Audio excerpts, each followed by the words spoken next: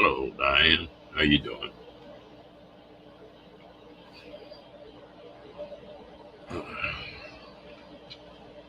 About to get your blood sugar straightened back out?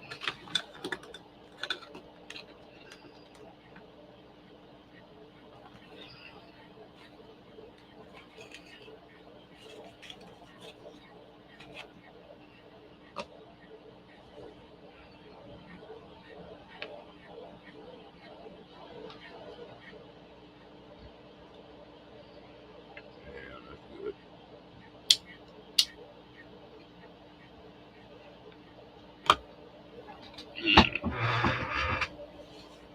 Oh, me.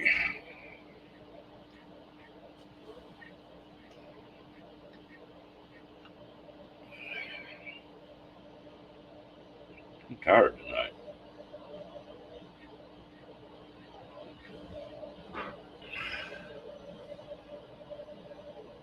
Yeah.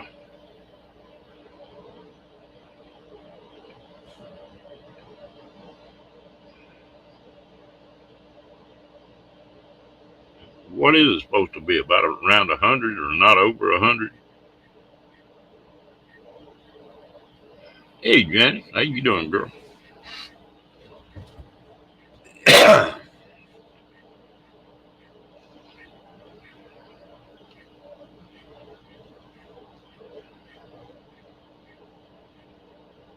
No, I'm a little pissed.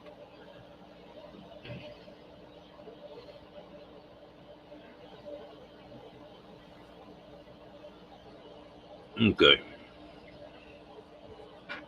I done forgot.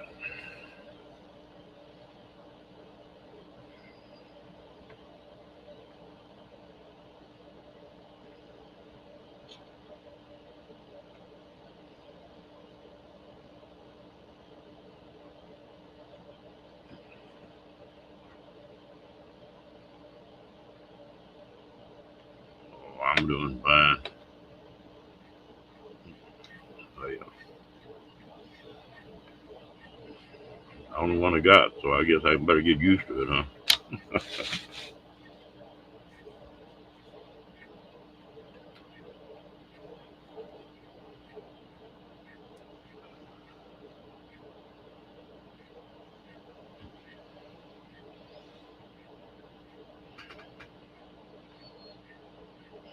Yeah, I thought I was going to find out something about my knee today, Janice.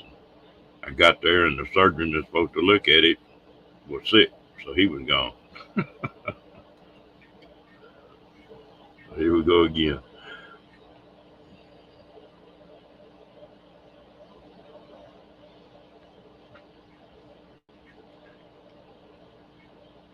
Yeah, I know that's getting way too low. Hello, Miss Lillian. How you doing, gal? Uh oh, here comes Ava. How you doing, girl? Did you go put Doug to bed?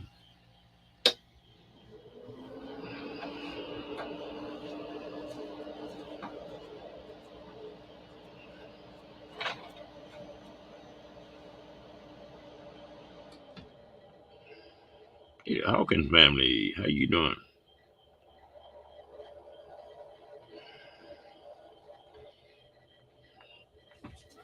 I think it must be going around today.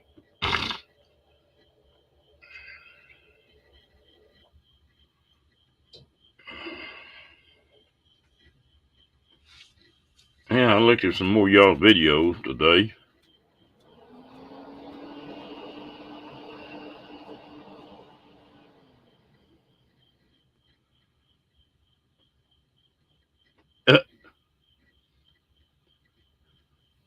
I think Doug has more fun with that than we do.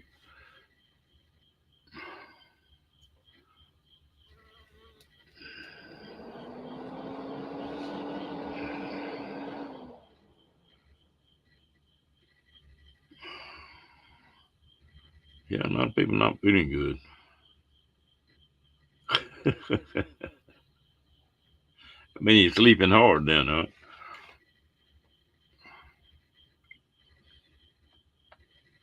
How come he got a What time does he go to work? You said he had to be up by 3?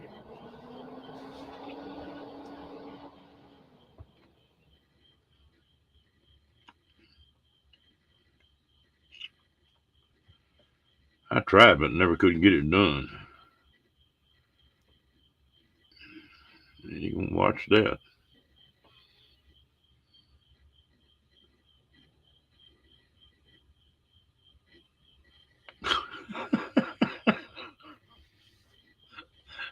I never have heard it put quite that way, Janice. Oh, okay.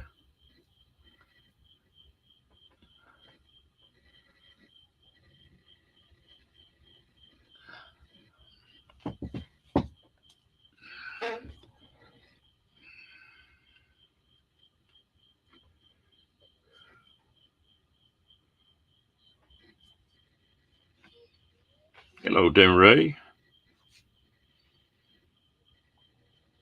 That sounds like it didn't. Got any idea what happened, Diane?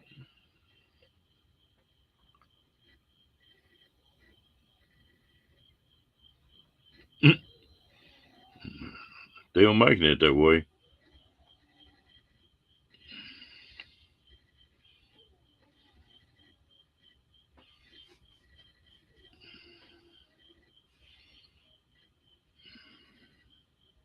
Oh, I'm doing fine, Tim Ray.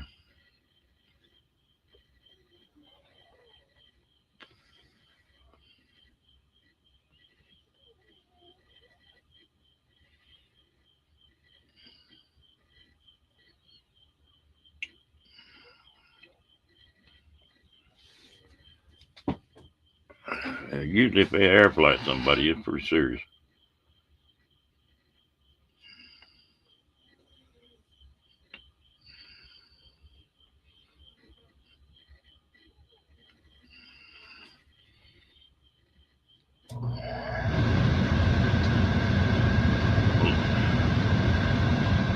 I thought Ann and them were going on their other trip today, or is it tomorrow?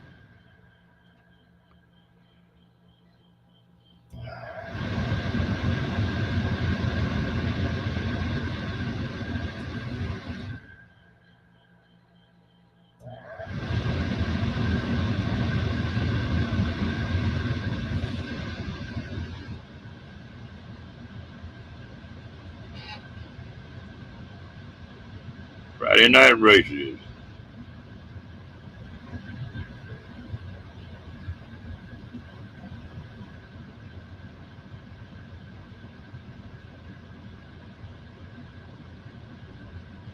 Mmm. The day he got home, I talked to him. He said he had to go back to work that next morning, but he'd been posting stuff.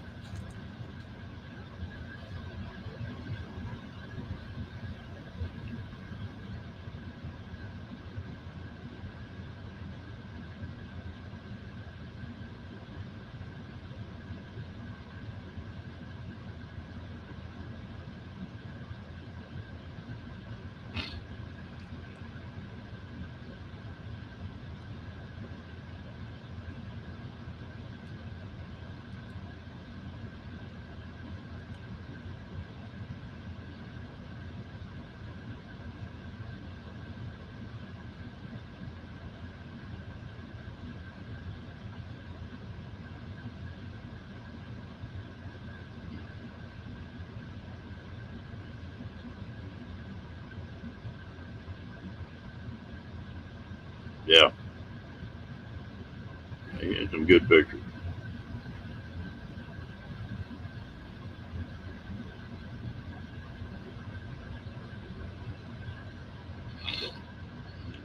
Looks like that Starlink's gonna work pretty good for folks.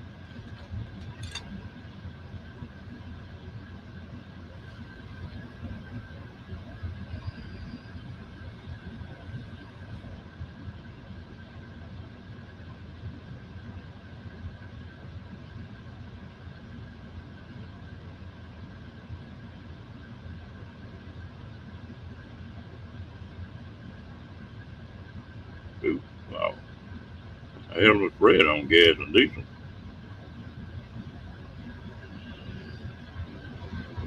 $1 a gallon.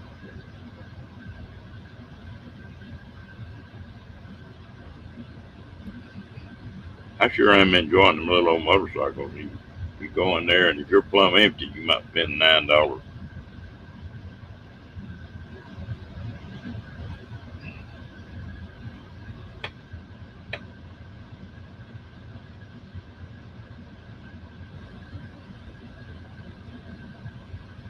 Yeah, I saw it posted up. I didn't go in there.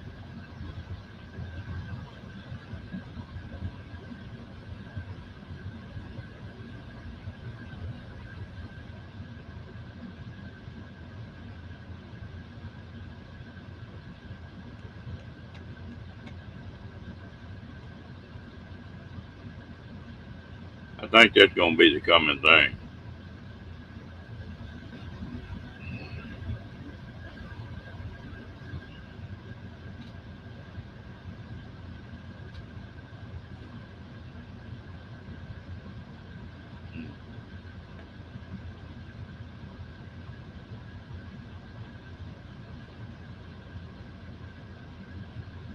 They already enjoy that.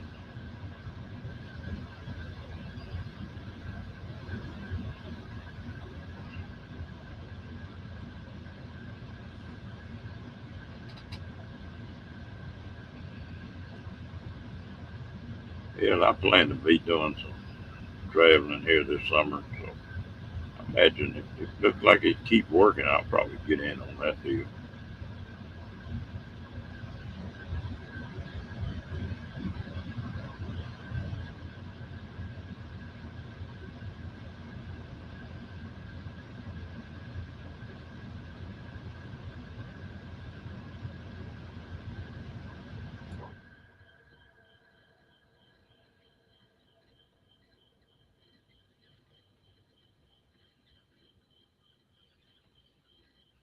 I bet it will.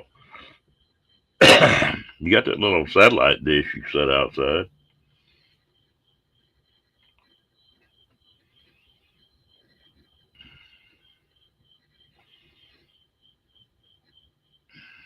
Matty had the back of his van open and everything just sitting in there.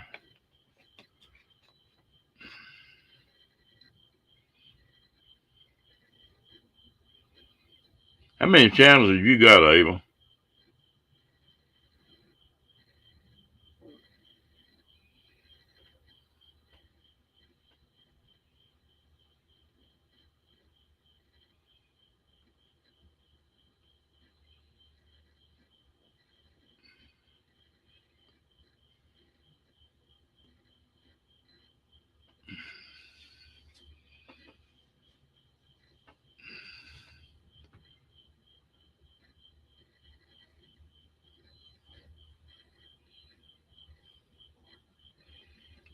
Yeah, well, they ain't satellites like that. Wow.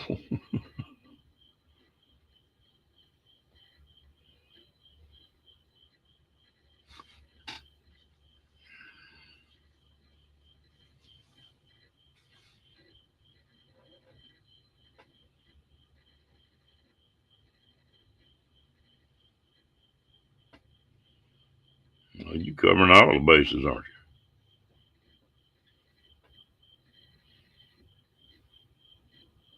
Yeah, I think it's going to be the way to go.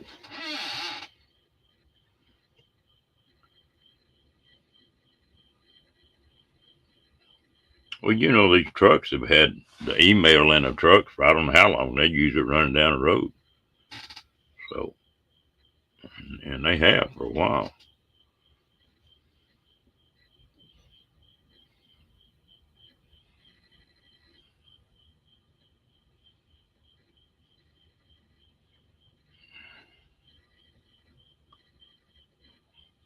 I just wonder when they going to come up with just a small permanent mount antenna on your vehicle.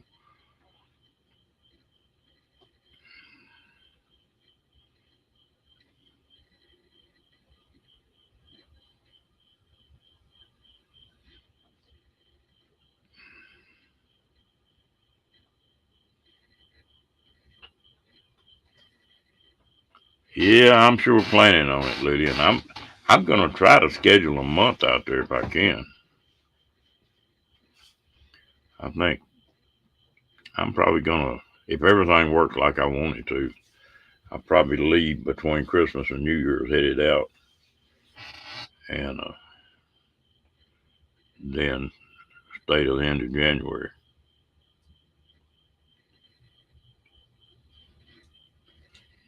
But I should have everything pretty well set up where I can pretty well do it in the way I want to.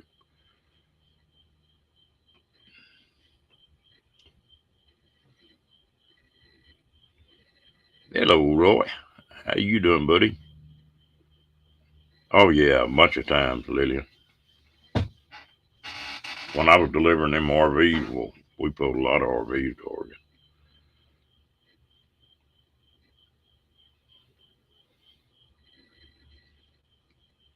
When I was pulling them RVs, I've been in Alaska 3 times, I guess, and Canada a couple times, and just about all the states. I think there's 2 states on the eastern seaboard I hadn't been in. I think I've been in the rest of them.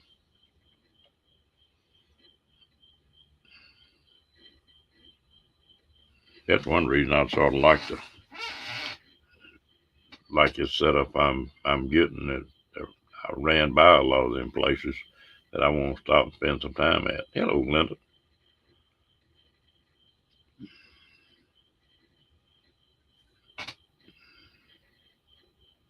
Oh yeah, it's pretty. Well, Oregon and Washington. If you get on the coast side, boy, it's lush. You get on the other side, it's high desert. All right, Sandra, you have a good night, gal.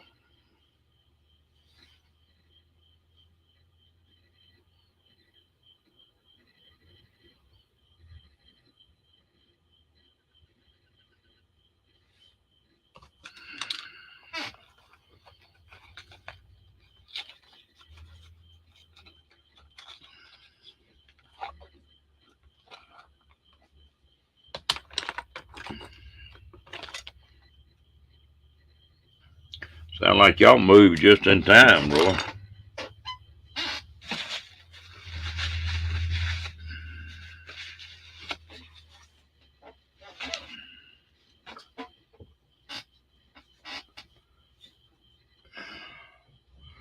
She's on the road.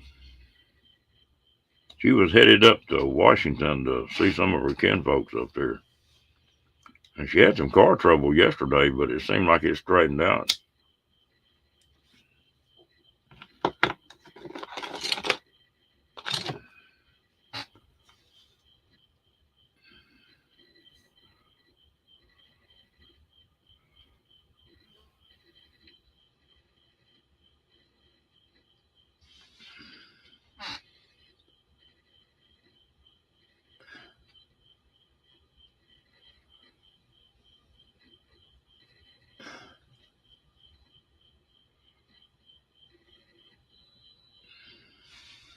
Yeah, she made it up there then.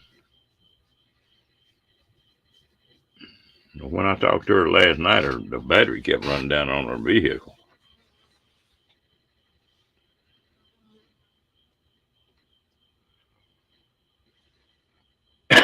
Don't think your daughter's going to go, Linda?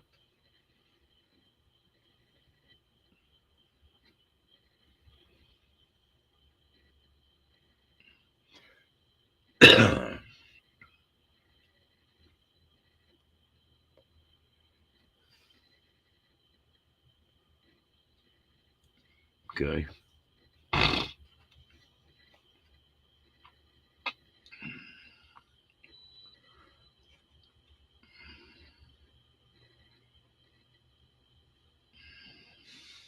Oh, okay. Yeah, sometimes you need that.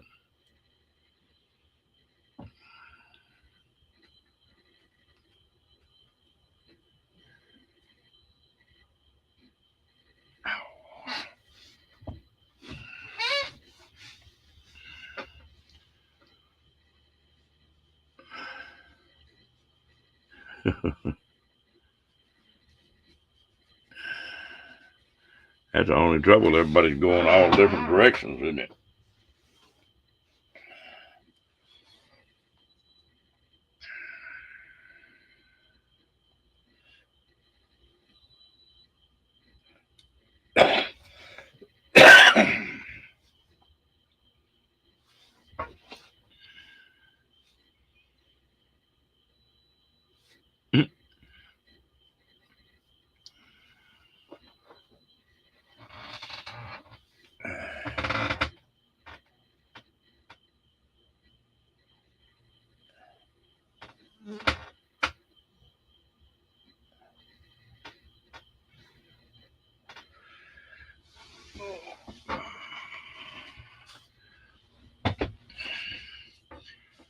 I still think it'd be neat if we had some place that we could list out trips that were going on. If somebody wanted a caravan.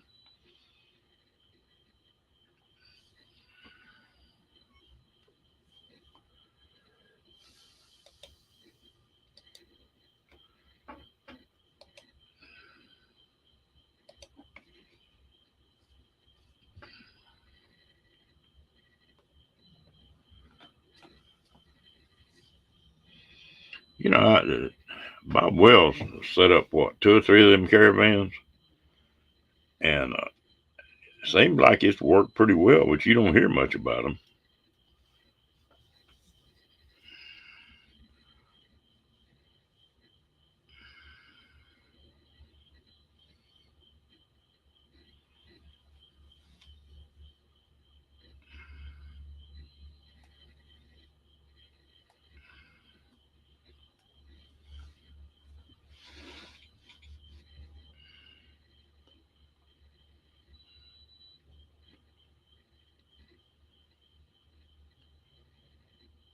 Yeah, that's some pretty stuff up above Flagstaff up in there.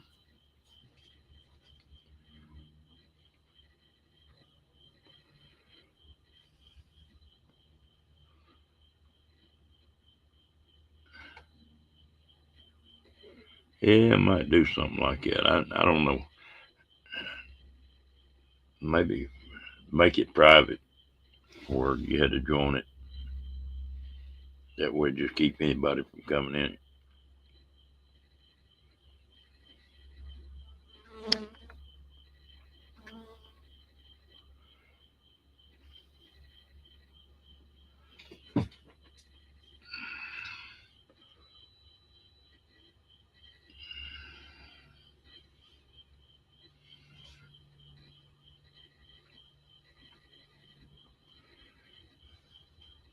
Didn't sound like she likes her little minivan very well. She said it wasn't going to work with her back.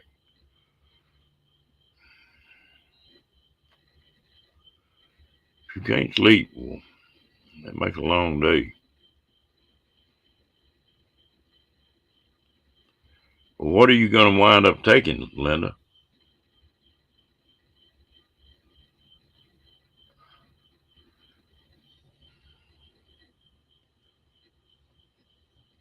What kind of camper?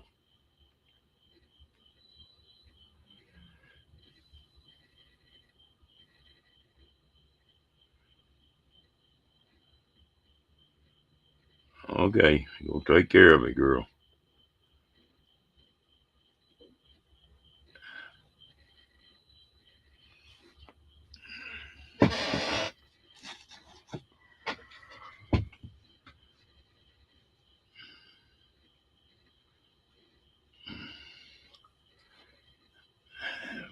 Well, the way she talks, it's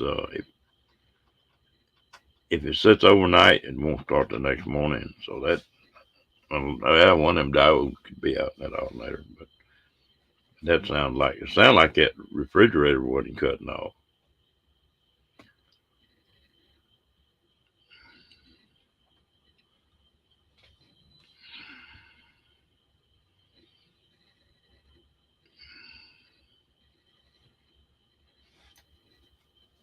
When I was talking to her, she tried it. That they had towed her into the Nissan place or whatever she got towed up, whatever it was. And she reached up there and tried the key and it cranked up. But she had to that refrigerator she bought was unplugged.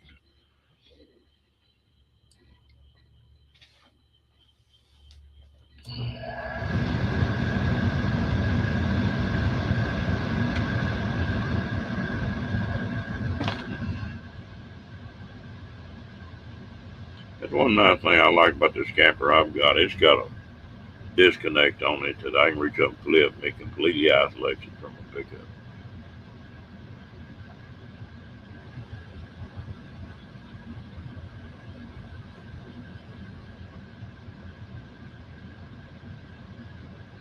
I need to go out there on it and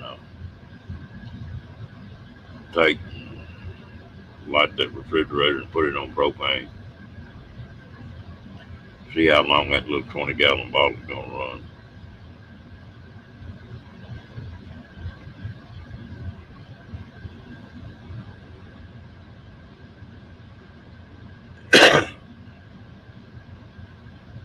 That big camper I had will last for several months if that was all you were running. Ooh.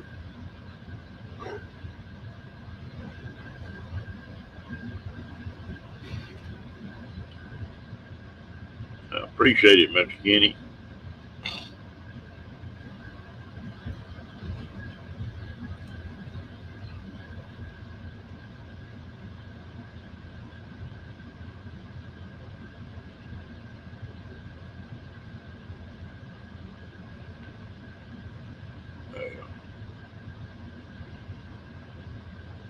Are you still up on your other channel, Kenny? Hey, Roy. How you doing, man? This thing's gonna work. All right, hold on. I know I got YouTube going.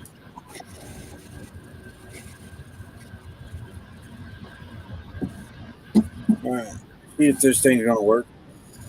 Yeah.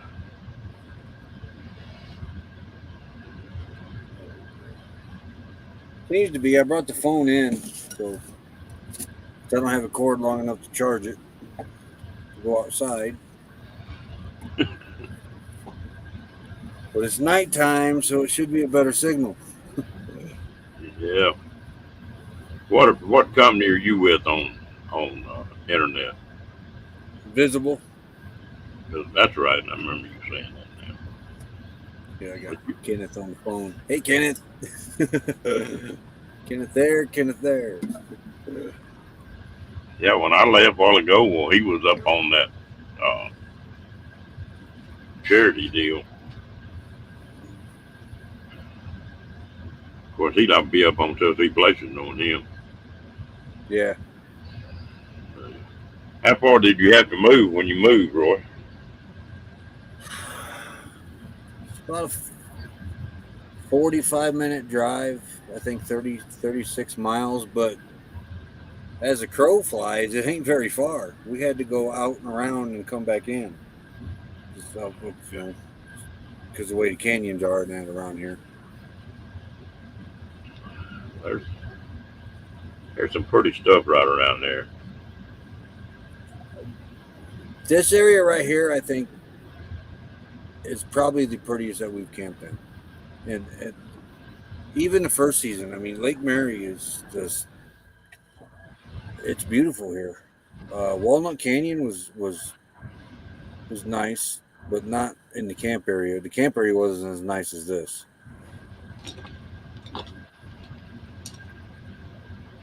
When I used to go to the first couple of years I went to Colorado hunting, well, we'd cut up at Albuquerque and go up through there and hit a couple of them national forests and spend a night, break it up 2 or 3 days going up there.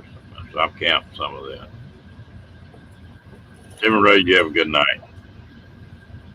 Monsoon season starts June 15th. We had some clouds rolling today, but they're all gone now. Hoping it rains so we can keep this forest open. Yeah, they need a good thunderstorm to put that thing out, don't they? Yeah. Have they ever got where they got any of it contained? The last I seen was 27%, but that was yesterday. The good thing about this fire it wasn't a crown. It's so far it's not a crown fire.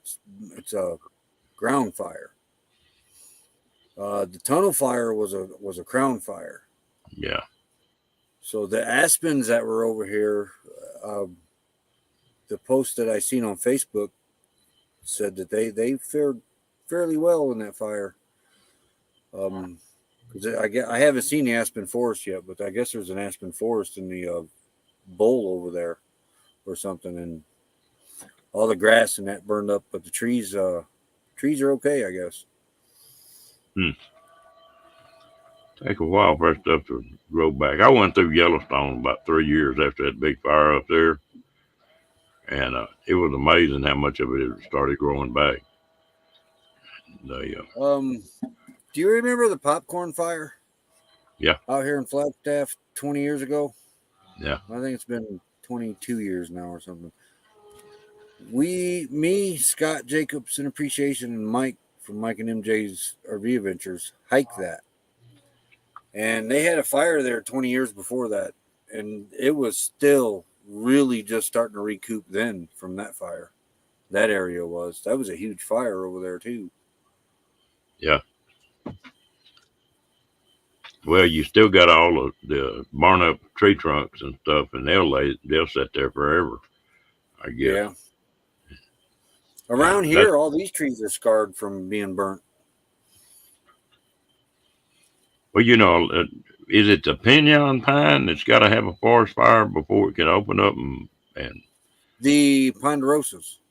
Ponderosa, okay. I knew one of them had to be a forest fire.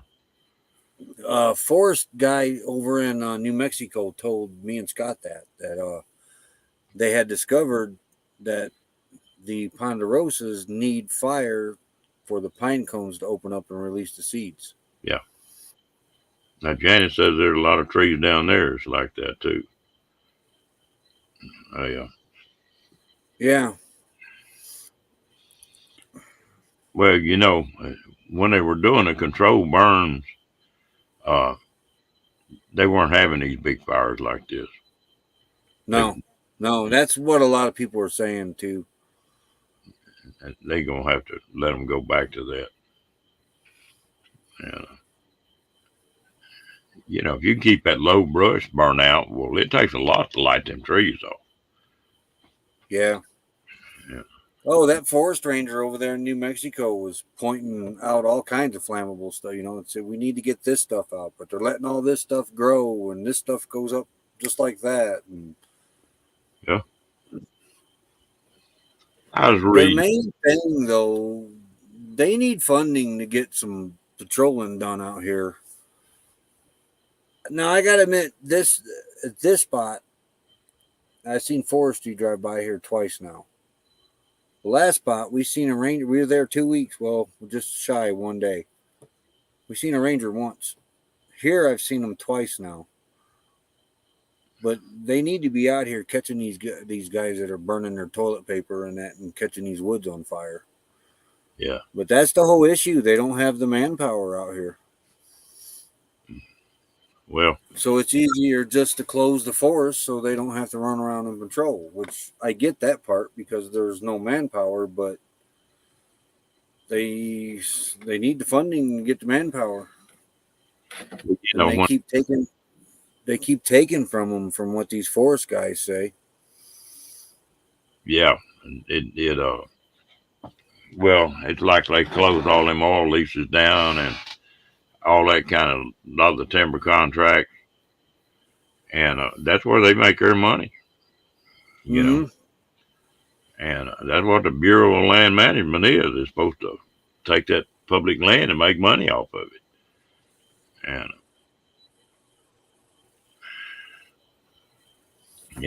it's I don't know, it's a mess. This business about, I understand that they need to cut down this carbon stuff, but they're not going to get that done overnight. They ought to use their head a little bit on what they're doing. They're killing everybody right now. Like right here in this little area, there's quite a few dead trees that need to be taken out of here because they're just sitting there waiting for the next fire. That's what forestry's supposed to be doing, but they're not. Well, hunting up there in Colorado, that was one thing I learned right quick. Boy, you stayed out from under them aspens. Because you can take an aspen tree that's just as green and pretty and, that big around at the base, and all of a sudden the roots rot on them and they just fall over. Really? Huh. I saw one fall on top of a pickup, but don't ever camp in aspens. Not big aspens. That's good to know because there's a whole forest of them over here. Just, you camp around them, but just don't camp where one can fall on you. That last time I was up there in Navajo Peak, there were some boys pulled up in a grove of aspens and started setting camp up. And I said something to one of them. And he said, "Oh, we've been doing this the same spot for years." They went out and hunted that day, and when they came back, one of the tents had about a 40-foot aspen tree laying across the top of it. It just crushed. And another one, the pickup, had one across the truck bed. A little wind had come up, and just them things turned loose and fell over. Wow. If they'd have been in that tent, it'd have killed somebody. Oh, yeah.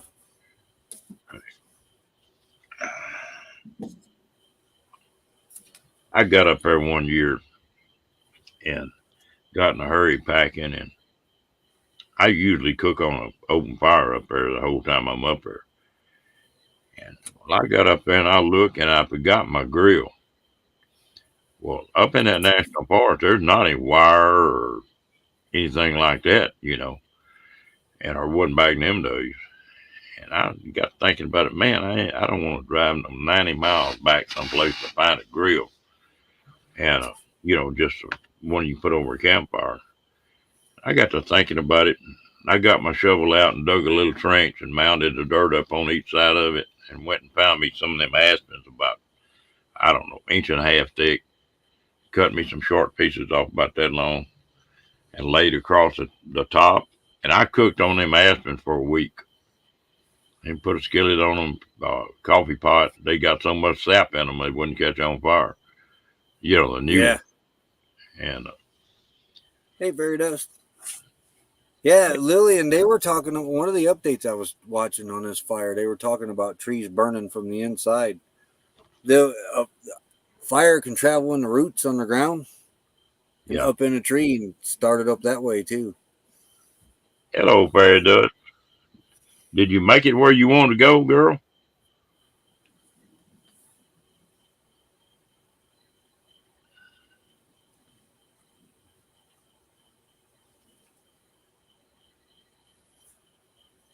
Yeah, well, a lot of that's just common sense. Yeah. We call them widowmakers, and that's just what they are. We're camped next to a ponderosa pine right here. Its branches are as big as some of these trees that are in this forest. Well, is your car doing all right, Fairy Dust?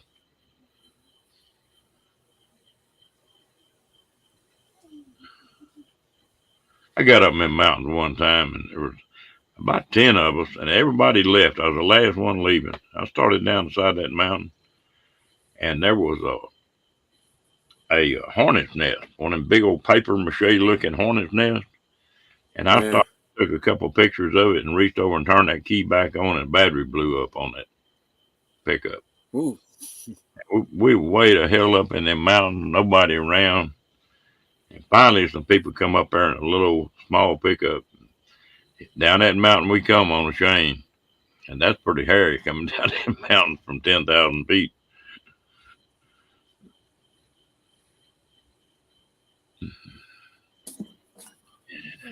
Yeah, most of that. What our elevation is.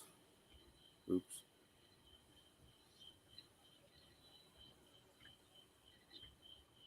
I looked yesterday, but I don't remember what it said.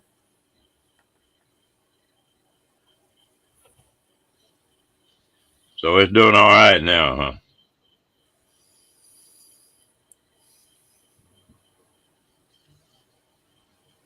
It's bad to have trouble on the road, especially if you don't know anything about the vehicle you're in.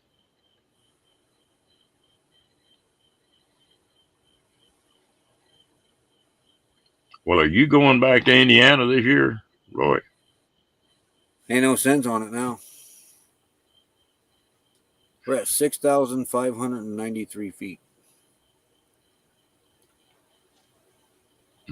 Man, you ought to be. That shouldn't be getting too hot there then. It got a little warm the last couple of days, but it doesn't last very long before it starts cooling back off. What do you call a little warm? It's hit 90 today, 92 yesterday or day before.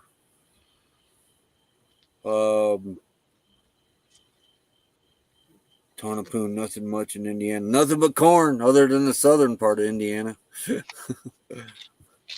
You know, the first time I left Elkhart, headed for Washington, Oregon, out in that country, I didn't realize it, but all the way from Indiana till you get into Wyoming, it's just one cornfield. I mean, that's all there is, you know. Becky is in Indiana right now. We were on our way to Indiana, made it as far as Wagon Wheel, New Mexico, but gas hit $5 a gallon, and this thing, it cost $200 to move it 4 hours.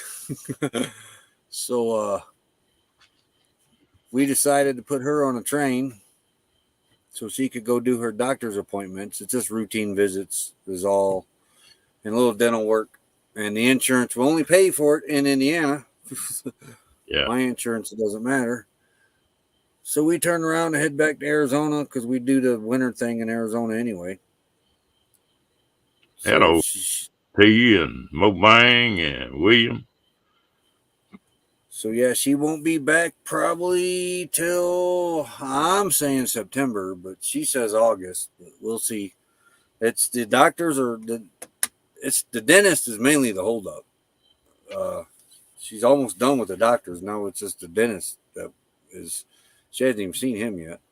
And that ain't till July 6th, I think she said.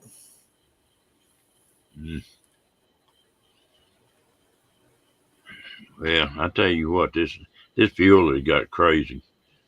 And what makes me mad about it, there ain't no reason for it. Oh, I know. There's none at all. They're just bragging again. I seen on the Google thing on the news thing comes across the phone there, record $1 billion profits again. Yeah. Yeah. Wonder why.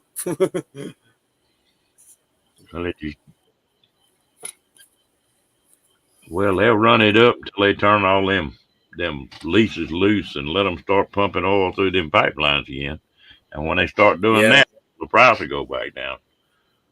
Yeah. The thing I don't get is you see this year after year. Every quarter, it's record $1 billion profits. You know, even with the cheap prices. Yeah. What did they do with all them billions that they've record every quarter to where they've got to charge this much now? You see what I'm saying? Well, that should have been in the bank for like a padding, you know? Oh, yeah. Well, the only reason they're doing that, Roy, is just putting pressure on the government to enough people raise enough hell about these fuel prices, they'll go to open it back up. Hello, Tim.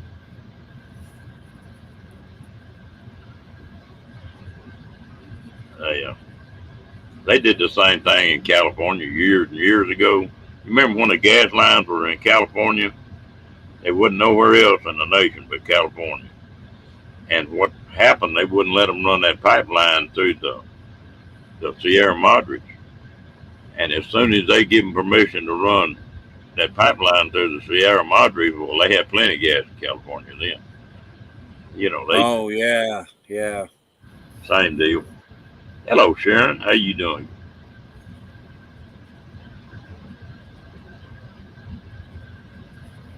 I am. But yeah, we could fill both of these tanks, $100, travel 4 hours, 4.5 hours. Now it's $200. Well, now it's more. Now it's $5 a gallon, a little bit more than $200.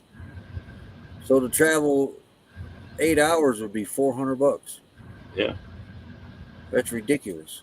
yeah. I tell you what, I sure have enjoyed that little motorcycle I bought.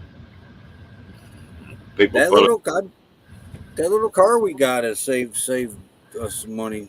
We ain't got to take this rig to town every time now. Well, that little motorcycle is getting between 80 and 90, and I figured it up on 1,000 miles. My pickup getting 15, and it getting 80. It saved 254. This has been several weeks ago. It saved $254 just on that 1,000 miles. They That's a, must have come down a little bit because I noticed all the gas stations in Flagstaff are like $4.99 now. Or yesterday they were. it's just a little bit above 4 here in Texas.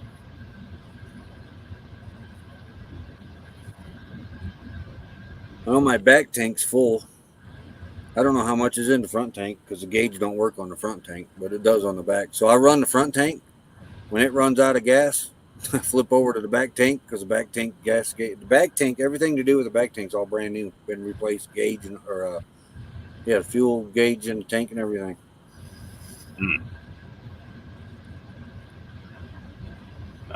William, I don't even want to talk about that knee today, mad as I got. I've been waiting 2 weeks to get an appointment with a surgeon on that knee, and they were supposed to go in and figure out if they were going to put a brace on it or if they were going to go in there and try to trim it out or if they were going to replace the knee. And so I go in there today. They didn't call me nothing. I get there, the surgeon's sick. So it'll be a couple more weeks now. Jeez. I learned something about my knees yesterday, or no, it was at Walnut Canyon when we were getting ready to pack up. One of our solar lights on the back was flipped over from the wind. And the step ladder was on the other side of the rig. Well, instead of walking over there to get the step ladder, I decided I was going to do a layup. Yeah, my knees gave me a quick reminder that I'm 50 years old now. Layups don't need to be happening now. I haven't done a layup since I was a teenager. Yeah, I come down on the ground, both my knees are like, oh man, don't do that again. Well, this thing ain't kicked out on me in about 4 or 5 days now. So maybe this gets a little bit better. Am I choppy or anything? Do what? Am I choppy or anything? No, it looks good. Okay.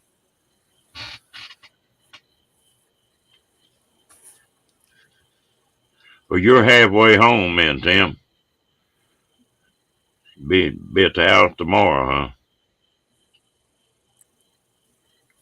Ordered pizza to my RV. But I want to do that sometime. I want to do it sometime out in the middle of nowhere, though. What do you want to do? Have a pizza delivered to the RV when I'm out boondocking somewhere. Hmm. Yeah, slowly but surely, I'm getting my new camper loaded up. Becky's not here. I'm trying to I'm gonna try to unload keep this it thing. to where I can. I don't know what kind of gas mileage this cab over is gonna get. I don't imagine it's gonna get too much. That pickup gets about 15 empty. That big old cab over sitting on it. Well, ain't no telling. It may not get but 7 or 8.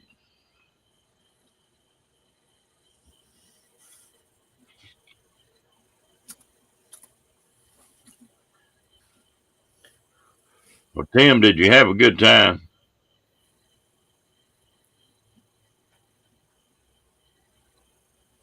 Looked like they did. I've seen a few videos.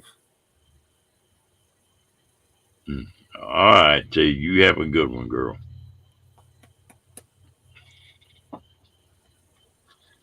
Good night, Donna.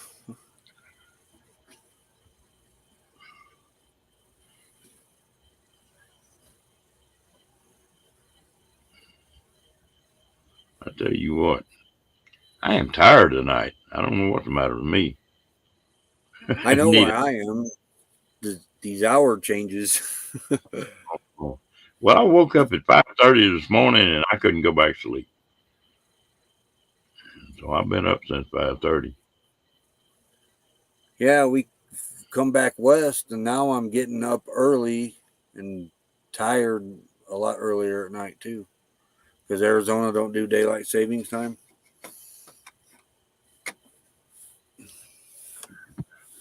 I don't. I don't know if that'll help on that thing or not, Janice. The way them cab overs are made.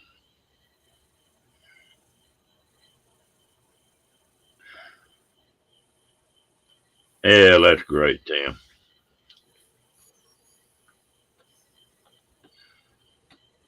Oh yeah. That first motorhome I ever had, I think that thing got 2 miles a gallon or 3 miles a gallon, something like that. I went to school with a girl with the same name. I can't remember her last name though. And she's married now, so it's a different name, but I can't remember her name then.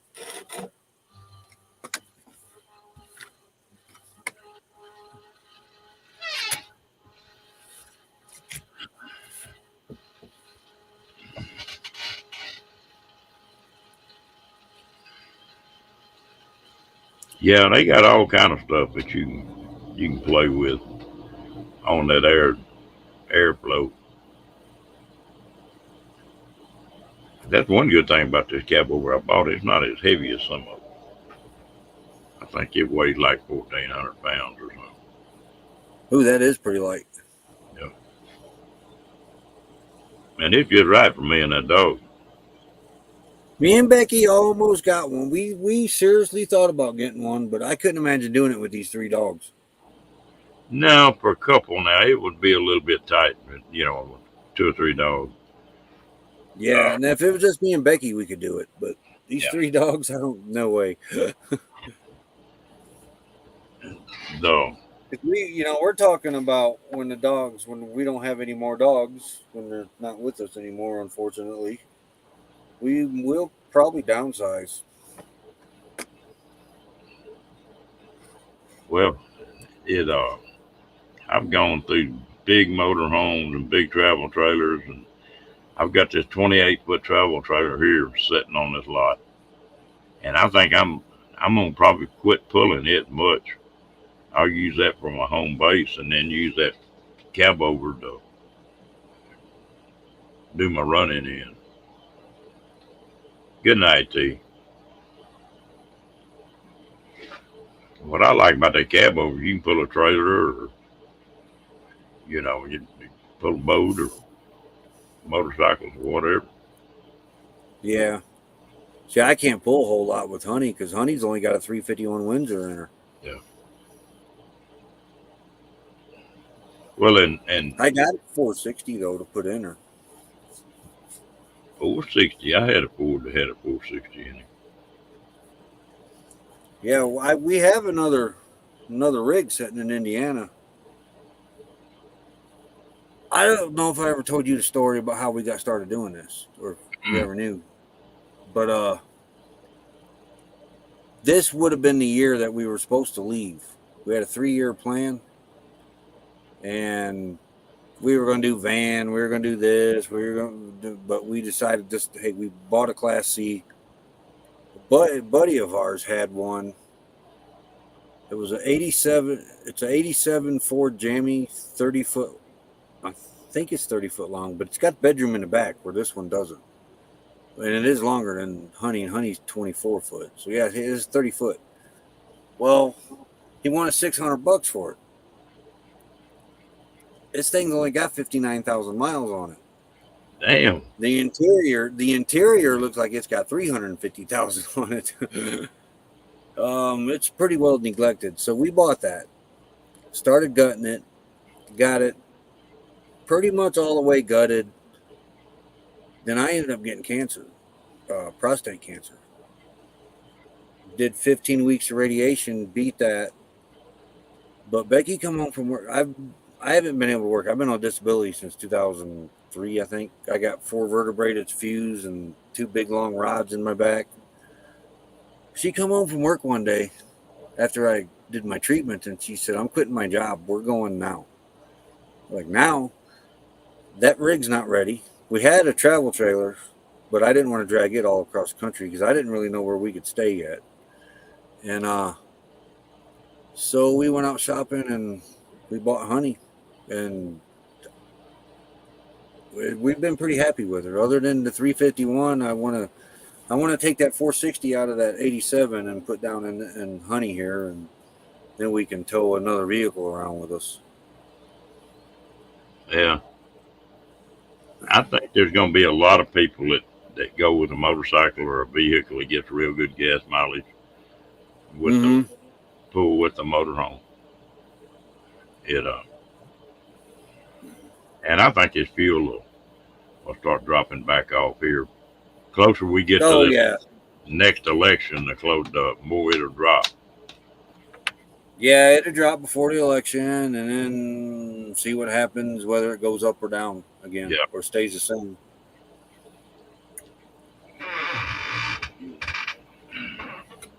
And I tell you what, you know what got me started on this? I pull them RVs, and I saw a lot of different RVs, and I've always camped and hunted and stuff like that.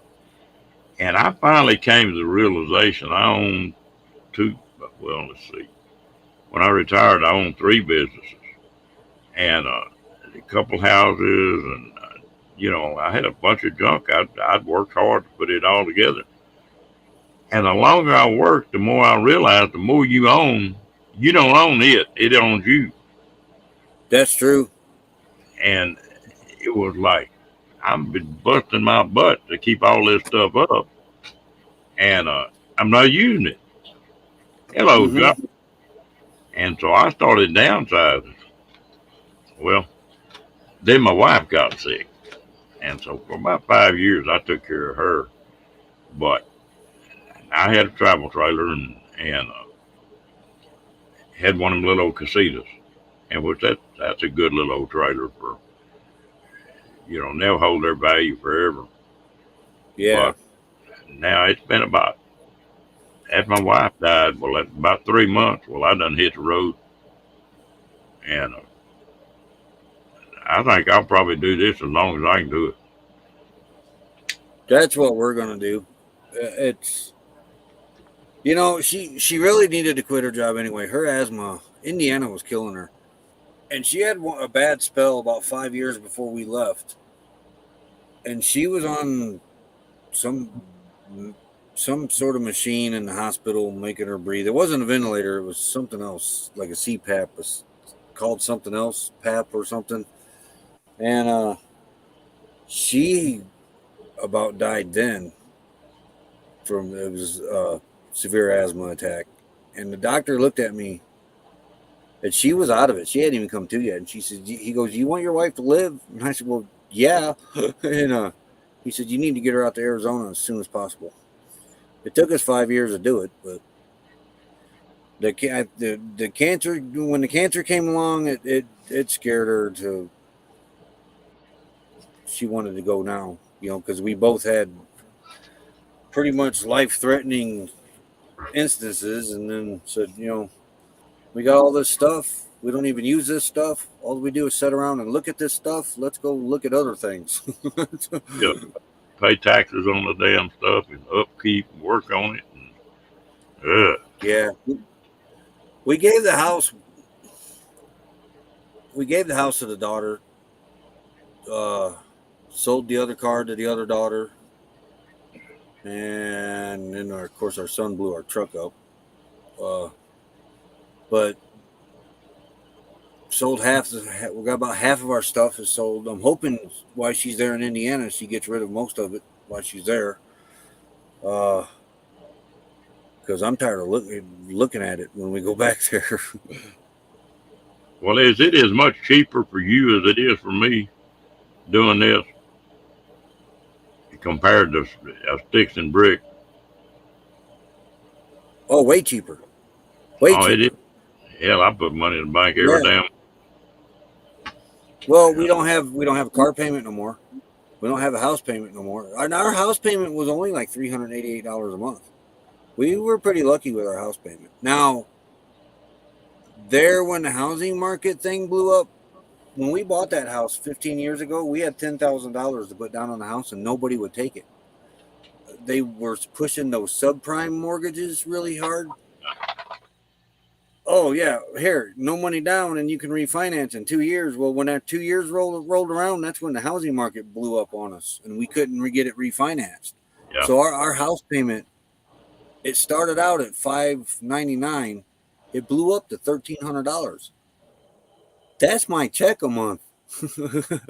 And then with Becky working and raising 4 kids, and it was tight. But then I think it was Bush signed some law that they had to refinance because nobody would refinance. They was making money off of us. So they finally refinanced us, but we got to keep our years that we paid in. And when they refinanced it and locked it in at 4%, it dropped our payment down to $388 a month. Yeah. Locked in. A lot of people, bad. A lot of people lost their homes in that deal. We about walked away from it then. I mean, that was crazy. And it was only 3 years into the mortgage. Yeah. But we've had it now since 2006 or 5, something like that. The place I've got my trailer parked, I pay $340 a month.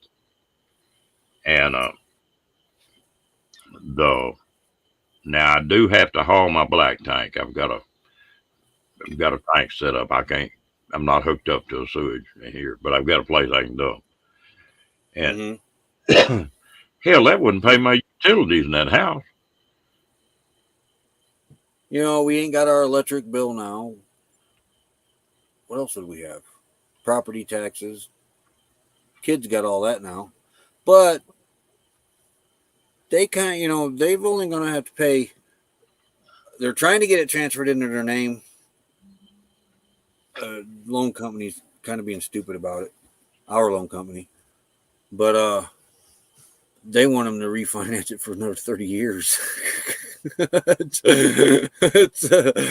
So, yeah. Hey, they don't work with us, and that's still going on in 15 years. It's your guys'. But see, the thing is, that house ain't going to make 15 years because they're supposed to be turning in that Highway 30 into an interstate there within the next 3 to 9 years. Well, it's been 3, so about the next 6 years sometime. And that house has to go then. So the state's going to buy it. And we couldn't sell it because we was going to have to disclose in 3 to 9 years it could be tore down. So nobody was going to get financing for a house that could be tore down. No. So we were walking away from it. Then the kids decided they wanted it. And so, okay. Well, if you look back and if I could do this thing all over, just start fresh and start, I'd go buy me a cab over just like I got, and then I'd buy me an 8 by 24 or 8.5 by 24 or 26 foot cargo trailer, and I'd build me a trailer up inside that just like I want. Yeah. That. Yeah, we said the same thing. If we would have known what we know now, we'd have raised our kids out here. We'd have homeschooled them out here. Yeah. But I'm talking about just as far as full time in RV. I built one RV up that was in a cargo trailer, and it was a 7 by 14 V-nose, and I built a pretty nice little trailer out of it. But you need that 8.5 foot wide. Mm-hmm. And you can go in and build one of them things. What's nice about it you can throw a cot in the thing and throw an air conditioner in it and some lights, and then you can sit there and build that thing up as you go and just build it just like you want it. That's like a Yeah. dinette in a travel trailer or a motorhome. I hate them things. They're the most uncomfortable Um, in the world. this one here is it's. I think I'm taking it out, or at least cut it in half. There's only I, two of us. Of I took mine out in this trailer and built me a desk and everything in it and put an office chair in here. course, we But, use the couch as a bed now. yeah.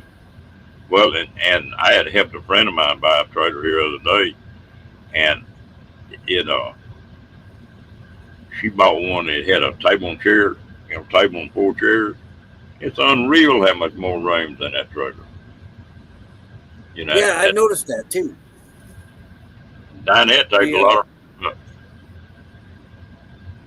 the only thing I worry about taking this dinette out of is the storage I'm going to lose. But Yeah. I'm going to gain it somewhere else, though, because Well, if we're you fixing to take the refrigerator out and redo that whole cabinetry over there with Appy Cool and I don't know. Then move to the other side of the kitchen. But this dinette, the more I look at it, the more I'm hating it. well, I tell you what, you can do like I did, and you don't lose any storage.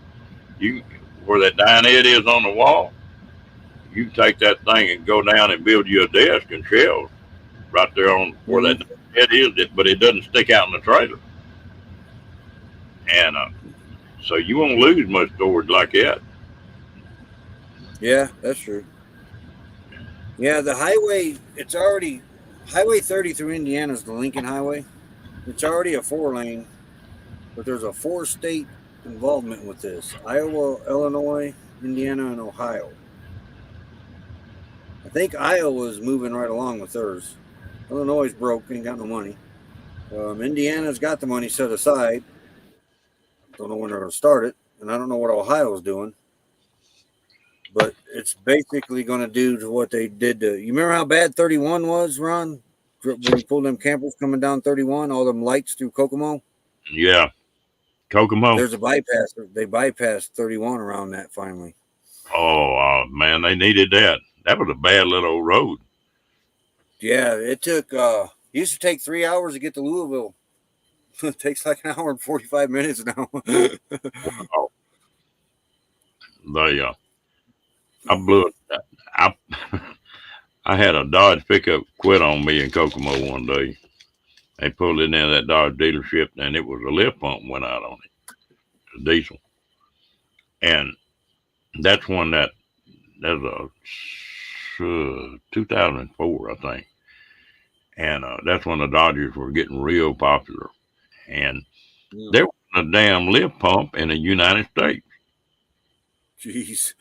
They got in there and they guy said, "Man," said, "I don't know. We'll be lucky if we get one 2 or 3 weeks." I said, "You just hang on a minute. I'll have you one here in the morning." He said, "What are you talking about?" And I said, "Give me the numbers off of it." He gave me the numbers off of it. I went and got on the phone and called uh, Cummins, the big truck Cummins diesel place in Oklahoma City. They were going to charge me $600 at the Dodge dealership for that lift pump. I bought it for $220 and had it dropped the next morning in Kokomo. And that guy said, "I can't believe that." Said, I wouldn't have, your truck would have sat here 2 or 3 weeks if ordered through Wow. Dodge. But if you ever do fool with a Cummins, you can go to them big Cummins dealers and you can get any part on any of them motors. Huh. Most people don't realize that. And it's a whole lot cheaper. Yeah, I'm debating on whether the next rig will be a diesel. Just If you're using one, it's all right. I won't ever own another one. I've owned 4 or 5 of them, but I won't. I'll yeah. now they've got the gas to where it lasts nearly as long as a diesel does. You get 300,000 out of a gas motor without any problem now. And Yeah. and plus, your diesel don't get as good a gas mileage as your gas ones do now. They unless you got a heavy load on it. Yeah. And That's what then I was thinking about, the pulling power. it's got pulling bar, but anytime you pull that thing in a dealership, you don't drop $1,000 bill. Yeah. Then there's that. See, And that's the then, thing with this one. It's an 82, and there's no computers, no sensors, no nothing on this. It's carbureted. I mean, I've changed the water pump out in the desert, changed the starter out in the desert. I can work on this thing. yeah, you can't work on them new ones. The But I don't know. And plus, you're gonna pay $10,000 more for that diesel when you buy it. And diesel don't really Yeah. make sense anymore. We're talking maybe the next rig we might go get one of them small schoolies and build it out. Yeah, I want my deal, and I've seen this, was like Paula. Paula come down here in that ambulance, and the thing broke down. Well, she didn't have no place to stay. If she hadn't been with a bunch of people, she'd been in trouble. Yeah, that worries me out here. You got I mean, really, the only thing we got is that little car, which we could stay in that little car. We camped in that little car for a weekend on a test run. Or no, we went down to Georgia to see my mom. And because we car camped in a 2014 Ford Fusion, the car we sold our daughter. And that thing was great to camp in. I built a bed platform in the back and everything. Get in out of it, no problem. It was like a drivable teardrop camper. Yeah. We tried that in this little Cobalt. It didn't work out too well. By the time we got back down to my mom's, we had a tent. We were tent camping. If this car would have been a 4-door, it would have been great. But a 2-door, no, it's hard to car camping a 2-door. Well, I got off on the motorcycle camping, so I've condensed my stuff down pretty good. But man, I can set camp up in 10, 15 minutes, and it's a comfortable camp. I mean, it's got cots in there and stove, the whole 9 yards, and you can camp out of a damn car. But most of the time, unless you know you're going to do it, you don't have all that stuff with you. If you break down, you don't normally have that stuff with you. And that is the most, I think, with this lifestyle, that a breakdown is at least for me, it's the most stressfulest part. Is when's the next breakdown going to happen and where? We broke down in California right at a red light. Honey just quit running on me. The fuel filter plugged up on me, and no, it was bad gas. That's what it was, because we had set in the LTVA all winter. The tank, which it was the front tank, the gas in the front tank had went bad. So we drove all the way back to Indiana just on the rear tank. Had to stop every 2 hours for gas. But yeah, right there at the stoplight, I couldn't get it to start back up, and the starter went out of it. I thought that at the same time, or the battery. I thought it was the battery, and luckily this guy in a pretty beefy minivan had a ratchet strap with him, and well, I had ratchet straps too, but I didn't even think about it. But he hooked the ratchet strap up to his van and Honey and pulled me around the corner out of traffic. And I took the battery over to AutoZone. This story gets freaky too as it goes on. But I took the battery over to AutoZone and it tested fine. So I thought, okay, it's a starter. Changed fuel filter on there. And then, it was still dragging in that. So I went back over to AutoZone. Needed a starter. Of course, they had to order the starter. Yeah. 8 o'clock. It could have been there. It could have been there at 6 o'clock that evening, but more likely it was going to be there at 8 o'clock in the morning. I said, well, all right. I said, if I can get this rig started, is it all right? I camp out in your parking lot for the night. And the manager says, yeah, no problem. Where are you at? And I said, down there by the marijuana dispensary at the other end. So he says, oh, okay. He says, yeah, you get it started. You can park in this parking lot. And I said, how's the neighborhood here? And he said, oh, the neighborhood's great. Okay. I go down to the rig, and 6 o'clock rolls, or no, it started. And so I get it down the AutoZone. I said, well, I'm going to wait till 6 o'clock at least. If the starter comes in, then I'll take it back out to the desert and change it. 6 o'clock rolls around. Well, I go to start Honey again. Honey won't start. So the starter was dragging again. So I go into right before I get out of the rig, all these, we called them zombies because that's what they looked like. Yeah. They were druggies. I mean, they had the rubber bands around their arms. They were everywhere, and it was a sad thing to see, actually. So I get out of the rig, and I have to walk through probably about 30 of them. I get in there to AutoZone. I said, hey, starter there. They said, oh, no, won't be here in the morning. I said, by the way, where's that manager at? Said this was a good neighborhood. And he had went home, and the other manager said, he told you this was a good neighborhood? I'll smack him for you tomorrow when I see him. I get back to the rig. They're gathering around the rig now. Oh, man, they're going to start climbing up the ladder. It was like being on the set of The Walking Dead. So I jump in the driver's seat, and I told Becky, I said, if this thing starts, I'm taking it back to the LTVA and Quartzsite. And Mike and MJ's, he said he would run me back over to Blythe to get the starter. I hit that key, and Honey fired right up. I put it drive, pulled right out of there.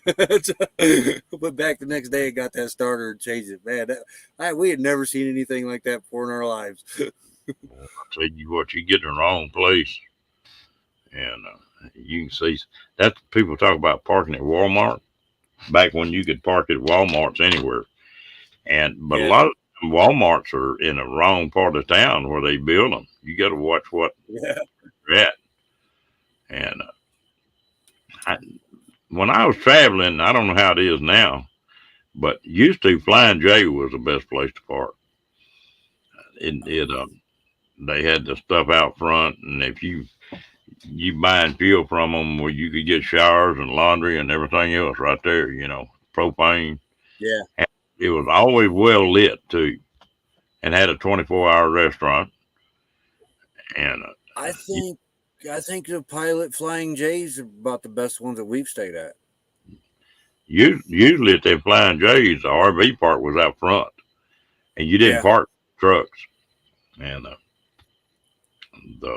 we had one truck driver get mad at us one time for staying at a truck stop, and it was a pretty good sized truck stop too. You get some of those that are peeled up. He pulled right up to us and started laying on his horn.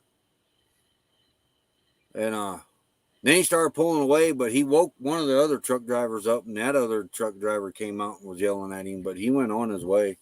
But that's the only thing I can think was because we were sitting we're back where the trucks were. There was no RV parking in there. I forget where that was too. Somewhere in Louisiana. Yeah, they don't have many good places to park in Louisiana. I was sort of funny when I was pulling them RVs. I wouldn't pull one less than 1,800. Flying J's now Loves. Yeah. No, I think. I know Pilot bought Flying J because the signs say Pilot Flying J now. So which probably Loves owns them now too. No, Love it wasn't Loves. It was Pilot. The other thing I always like about a Flying J, they were so damn clean. They are. They are a lot cleaner than. I've seen some really clean Loves, and I've seen some really dirty Loves too. Depending on where you're at. Yeah.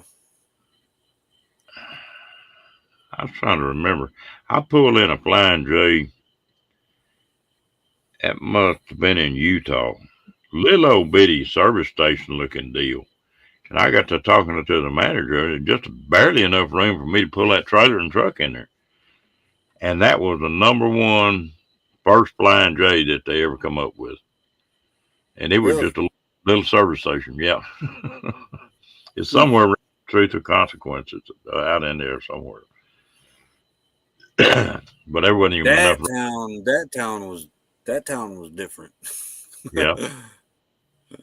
I mean, it's like 4:00 and they roll everything up. Everything closes down there early. Neat little town though. Yeah. But I don't. I think I do like the Flying J's better than the Loves. You know, we They stop at Loves more than the Flying J's. they used to have the best fuel prices, but I don't think they don't anymore. You know that's why they had. Anymore, it's Love. You know that's why they had to sell out the fuel. That's when that fuel got to getting crazy with jumping up and down. And the guy that owned Flying J or the corporation went in there and contracted for I don't know how many million gallons of diesel, trying I to think I hold remember that. trying to hold the price on it, and the damn price on the diesel went through the floor.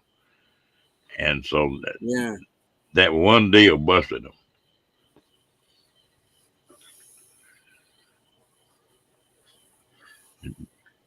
That was a big outfit too. Yeah. You know, I didn't know Buc-ee's didn't allow semis on their property. No, no semi. Yeah, I learned that today in the raid parade. And then we've been to 2 or 3 of them, and I never even noticed. The I don't know. It's just a different deal. Buc-ee's is all right to go into. I don't like to buy fuel or nothing there. It takes too long to mess with. I like the fuel that I like at Buc-ee's somewhere. I think it might have been there in Texas somewhere. I came across one that had non-ethanol fuel. And one of the other Buc-ee's we were at didn't have that. But I think the third one did. Because whenever I find that's what I put in honey is the non-ethanol stuff. It's getting now. Walmart here has got it. Non-ethanol. There's Really? three. I hope they carry it nationwide. They yeah, that was another one of them deals. But No, because when honey was built, they didn't have ethanol in the gas then. let's mess more carburetors up than anything has ever been built. She don't like that ethanol stuff. I've got I don't know, about every 2 months, spray carburetor cleaner down her, dump sea foam down. She don't like that ethanol stuff. No, they don't. And it takes a lot of her power away from her. When I first bought this motorcycle, well, the first 2 or 3 tanks I ran through it were non-ethanol gas, and but then I got to riding it so much I wasn't any use in doing it because I was filling that tank up every 3 or 4 days, because they got a little bitty tank on it, and so I went back to running regular ethanol gas, but it don't sit. I just think I read somewhere, I think they're going to start adding more ethanol in the gas to try to help bring prices down, I think. That's what I read. But honey ain't going to like that. No, it's just not built for it. I put brand new exhaust when we were back in Indiana. I put brand new exhaust, new white pipe, and brand new all the way back. New muffler. And boy, it took the power away from her all the way out here. I had a hard time climbing up mountains and hills. The hill country there in Texas, honey really struggled with that. And by the time we got out here, her power started to come back. I think I finally got this muffler burned out. I was seriously considering taking that muffler off. I tell you what, people don't realize you got some pretty steep grades in that hill country. There is. Yeah, they ain't kidding when they say it's hill country. Well,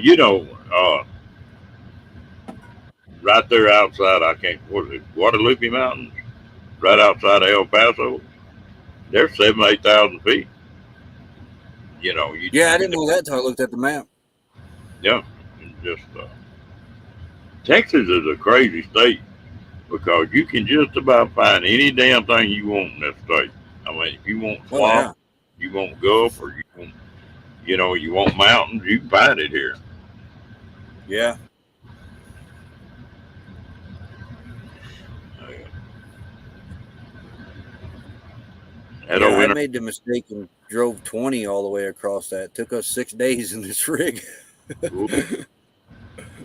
Well, you drive 20 across from 10, hit it, get on 20 No, there. no, the last time we took, yeah, 20 to 10. Yeah, it was 20 to 10. I was Yeah, trying to think what the first time it was. No, first time we took 10 all the way. yeah. But yeah, this last time we took 20 all the way down across and got on 10 there. Man, yeah, 6 days to get across there. Well, you can roll across there. Hey, how you doing there, Lone Star? So, that's one good thing about it. If you got something to run it, you can set it on 85 and get on through the country. Yeah, yeah. The honey went do 50, 55, or 55, 60. That's it. Yeah. I tell you what, the one thing about Texas that I don't like is the damn wind. The damn wind here in Texas can get bad. That's where we picked it up at, and it hasn't let up since. Yeah, when we left Lily's and Lano, yeah, Lano, Lano, yeah. and yeah, there was a couple times we got out on the interstate and pulled right back into rest areas, just jumped from rest area to rest area because of the wind. I couldn't get honey to do above 45 mile an hour Yeah. in a Oh, headwind. Just that's watching right. that gas gauge doing this. Lano, Lano's got some pretty country right around it. It does. Yeah, it does. But Lily wasn't kidding. Yeah, the hill country. Yeah, okay. I see why it's a hill country. Yeah. When I go to Quartzsite, well, I go up hit 20 at Abilene and go across and then hit 10, then follow 10 on out all the way, Yeah, that's what I do. We broke down there on one of the rest areas there. Well, it didn't really break down. Honey was our first trip out there. Honey was overheating. Not really overheating, just pushing water out. And I got up to the top of one of them mountains, and there was a rest area up there, and we stayed there overnight and took off the next day. But she hasn't overheated or anything. Really done that now. Especially now since I changed that radiator cap. If I would have known that radiator cap was the problem the whole time, I'd have changed that 3 years ago. Damn radiator cap is sure do it. It was, well, what it was doing, it was pushing it out the overflow hose. Yeah. Yeah. And I, thought, because they don't have an overflow tank on it, I remember cars back then doing that a lot. And I thought, well, it's just no big deal. Honey, she never overheated or nothing. And I kept an eye on the water and antifreeze. And just recently we were going to one of our campsites, and we did some climbing. I think it might have been Cibola. And I raised the hood, and the whole top of Honey's radiator is all rust colored, where she had pushed water out the cap that time. And I changed the radiator, went and got a new radiator cap. There's little flies keep coming in here. And she hasn't pushed any water out the overflow or nothing now.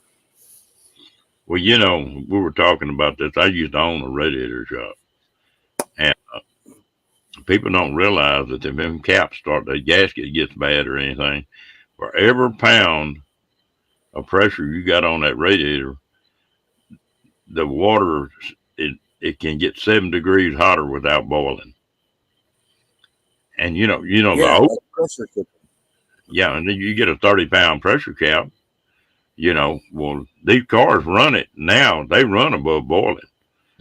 Yeah. The old ones, they'd burn them up if you run them that hot. Yeah.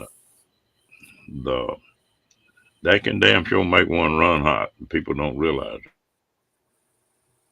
it. I never gave that a thought, but when you pressure cook, what do you cook at a higher temperature or something faster? I forget how it works, but it's the same thing. It's the same concept. I should have thought of that. Yeah. And now too, and I never noticed this either with the old radiator cap. I never heard that air sound now. And now when I take this one off, she's always pressurized. She said so she's holding her pressure now, which is a good thing because I went to change the water, the thermostat in it, and broke one thermostat housing bolt off, so I left it alone. It's still holding. Yeah, that's good. I tell you what, Roy, I believe I'm gonna shut this thing down tonight. I'm tired. Yeah, I'm gonna run over there and see what Ford Man's doing. He wanted me to come up earlier, but he popped on earlier than he was supposed to. Yeah. I was over at Scott's watching Street Outlaws, and I seen Kenneth was on. I said, hey, he told me he was going on at 1 his time, which would have been 10 our time out here. Yeah. But then he started doing his trivia, and I seen you were on. I was like, hey, I got good internet. I'm going over to Ron's. At 5:30 this morning, getting to me.